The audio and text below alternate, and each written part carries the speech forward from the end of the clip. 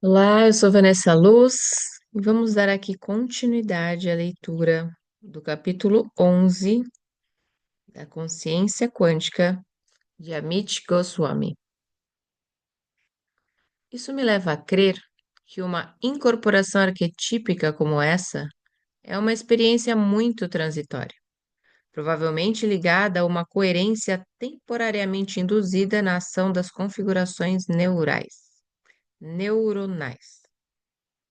Quaisquer configurações coerentes do cérebro que tenham existido naquele período de tempo já se foram e não podem ser recriadas exclusivamente por meio da memória e da vontade.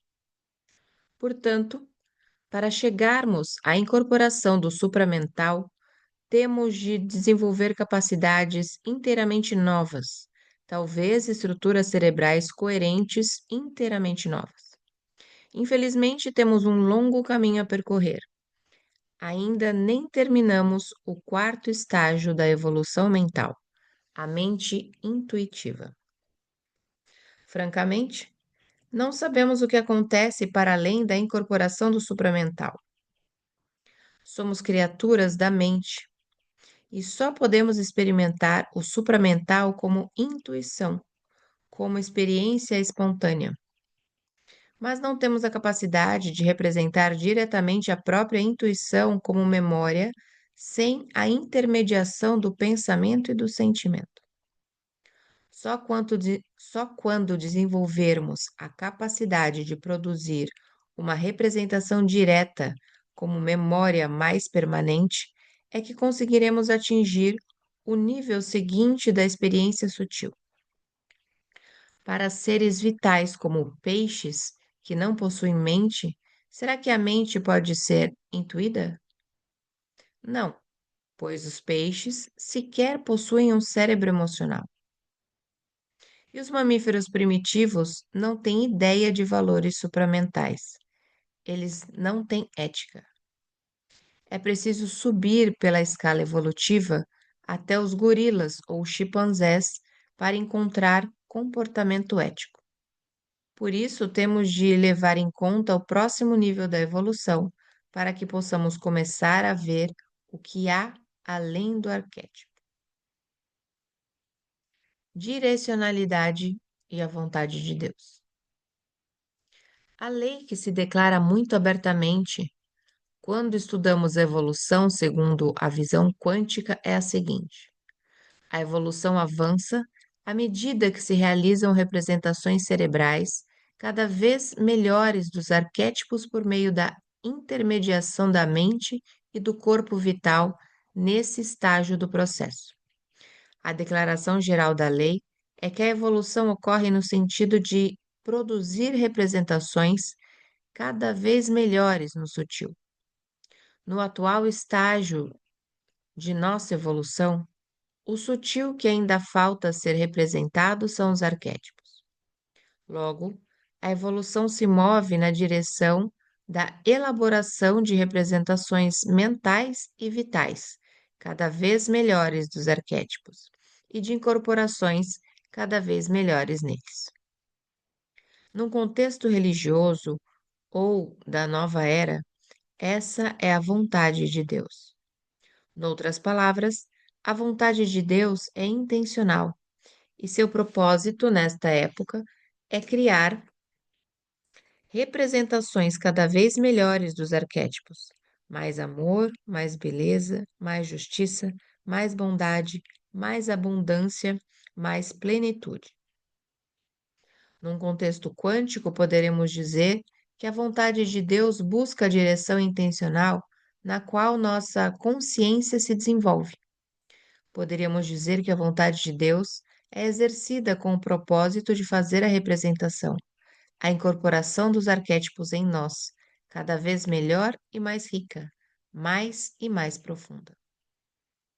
Mas nesse propósito nem sempre se manifesta no mundo. Mas esse propósito nem sempre se manifesta no mundo. É claro que podemos dizer objetivamente que somos menos violentos hoje do que no início dos anos 1940, quando tratávamos uma guerra mundial. No tempo presente, não podemos sequer compreender o retorno a um mundo no qual a guerra é a principal realidade. Eventos desafiadores como os que acontecem hoje no Oriente Médio e no leste europeu teriam causado uma guerra mundial no século passado. Atualmente pensamos nas consequências de um resultado desse tipo e permitimos que pensamentos racionais, como necessidade econômica, se sobreponham à nossa tendência instintiva de violência e dominação. O mesmo se aplica ao livre mercado, cuja operação não pode se dever a interações materiais entre partículas elementares. Os cálculos envolvidos nas ações e reações sociais são significativos e intencionais. Portanto, devem ter uma fonte causal não material, a causação descendente. E isso pode ser expresso como um movimento evolutivo da vontade de Deus no mundo. Os movimentos evolutivos da consciência são as mãos invisíveis que impelem tais eventos. Existe alguma razão para supor que a vontade de Deus é diferente da nossa vontade como seres humanos? Não. Na criatividade, entramos em sincronia com a vontade de Deus. Quando manifestamos uma ideia criativa, porém, às vezes não conseguimos ver a vontade de Deus em cada etapa, pois não temos o quadro completo. Isso pode resultar no mal, como no caso da bomba atômica. O mecanismo para a manifestação da vontade de Deus por nosso intermédio ainda é falho, e por isso o mal pode acontecer até sob a vontade de Deus. Isso causa confusão. Esse mecanismo, porém, vai se aprimorar no sentido do bem à medida que evoluirmos. Nossas representações vão melhorar e começaremos a entender com mais clareza o que é compatível com o bem e o que não é. É assim que vamos aprender a evitar o mal. A vontade de Deus não é auto-organizadora da intenção de Deus. Deus, ou seja, o agente criativo da consciência quântica, não é o self. Lembre-se, o self é criado pela manifestação. Sem manifestação, não há self. Existe apenas a consciência e seu potencial para escolha. Tudo o que podemos dizer é que a escolha é objetiva. Essa escolha, quando sofre colapso, precisa ser benéfica para a evolução. Esse é o único critério. Se a escolha produz representações cada vez melhores do sutil, ela vai se manifestar. É simples assim. A vontade de Deus é o poder causal da consciência Deus, não a consciência de Deus, que soa como se Deus fosse um indivíduo. Consciência Deus, consciência não local. Portanto, a vontade de Deus é totalmente objetiva. Na antiga visão de mundo religiosa, a consciência Deus era uma coisa distante de nós. Rezávamos para ela. Por favor, faça isto ou aquilo. Se pensarmos que Deus existe à parte de nossa consciência, voltamos à antiga tradição. Mas sabemos, experimentalmente, que o Deus quântico pode parecer separado de nós, mas não é, embora o ego não admita isso.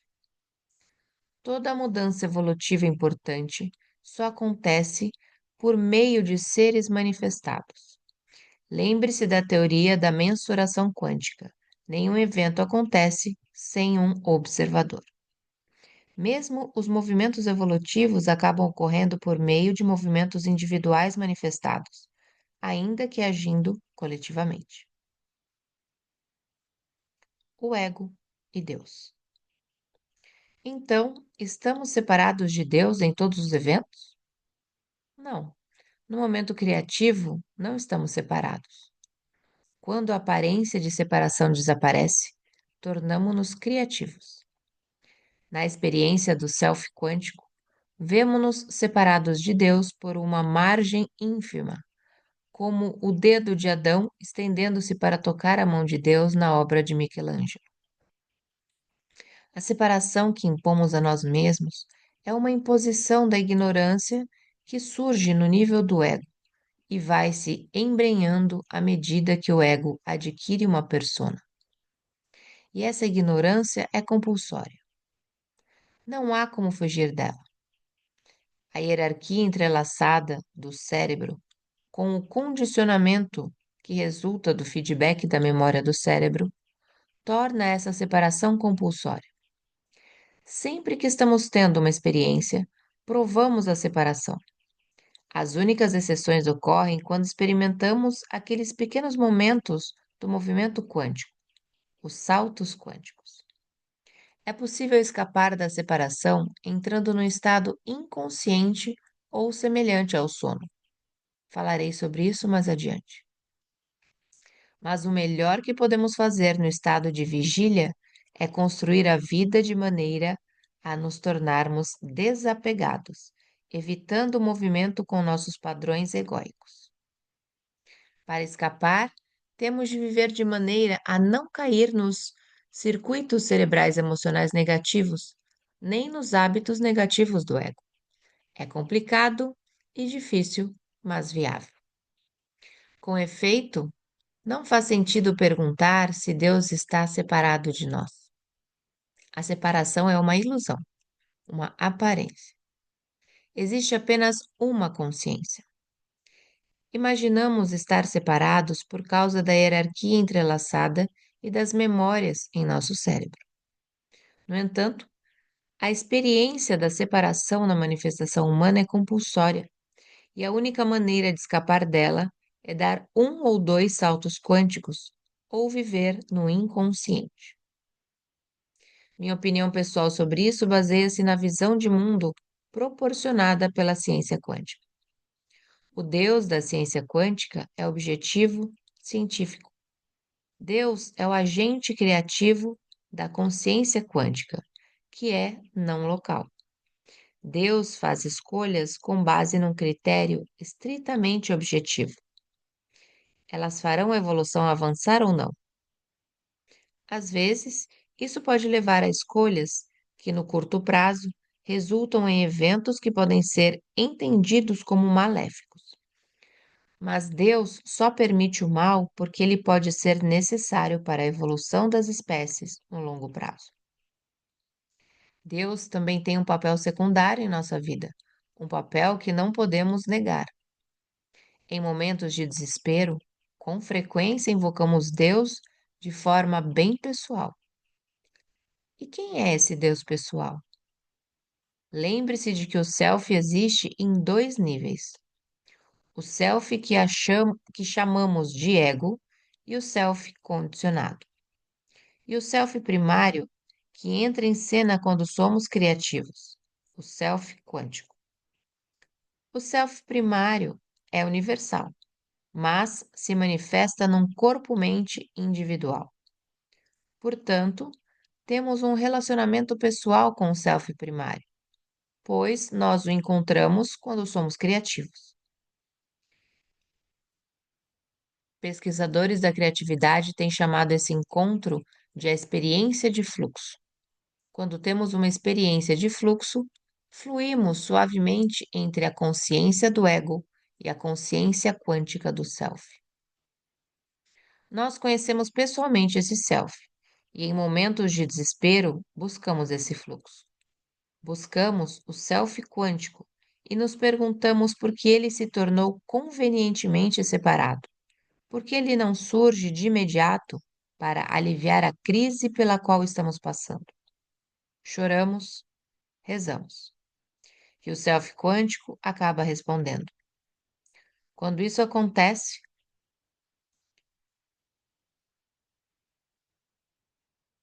me perdi. As intuições começam a desapontar. São essas as experiências em que nos concentramos. Como cientista, porém, sei que o self quântico não tem nenhuma eficácia causal, que se encontra na consciência quântica ou em seu agente de causação. Deus. Mesmo que não seja possível nenhum relacionamento pessoal com esse agente de causação, Deus, ou a consciência, é lá que reside toda causalidade quântica. É só só posso buscar essa causalidade alinhando-me com o propósito evolutivo da humanidade. Capítulo 12. Reencarnação quântica. O conceito de karma está no centro da crença na reencarnação. No ponto de vista ocidental, o karma opera como um princípio mais ou menos objetivo pelo qual ações desta vida determinam resultados em vidas futuras. Acumulamos karma por meio de nossas ações e experiências. Morremos. Reencarnamos de maneira consistente com o karma que acumulamos. Do ponto de vista oriental, o karma opera como um princípio espiritual em que tanto intenção quanto ação influenciam existências futuras. Acumulamos karma por meio de intenções que contribuem para a felicidade ou para o sofrimento num contínuo kármico. Morremos. Reencarnamos como parte desse contínuo. Segundo a perspectiva da ciência quântica, porém, o karma nada mais é do que um condicionamento de vidas passadas. Certa vez, um participante de uma conferência me perguntou: Veja o caso de alguém muito pobre na África Ocidental, vivendo na imundície, com fome e privações. Essa pessoa pode ficar sentada o tempo todo com a intenção de que terá dinheiro, mas o dinheiro não virá. O karma tem alguma coisa a ver com a razão para que o dinheiro não apareça para essas pobres pessoas? Noutras palavras, ele estava fazendo a pergunta segundo a perspectiva ocidental. Ele estava questionando se a ciência quântica sugere que somos colocados nesta vida para que a consciência Deus manifeste determinadas experiências no nosso corpo físico. E não importa o que façamos, será essa a intenção desta vida neste corpo. Respondi segundo a perspectiva quântica. Eu disse a ele que não creio ser a vida na Terra um karma predestinado ao sofrimento. Não creio que a morte seja apenas a transição de um karma predestinado para outro. Acredito que o karma nada mais é do que um condicionamento de vidas passadas e que alguns tipos de condicionamento podem impedir que nossa consciência se expanda. A isso damos o nome de karma negativo. Condicionamento é o que produz a identidade do ego. A identidade do ego é a confluência de todos os nossos padrões de hábito condicionados desta vida, somados a alguns de vidas passadas. Logo, o karma é apenas uma grande parte do condicionamento do ego.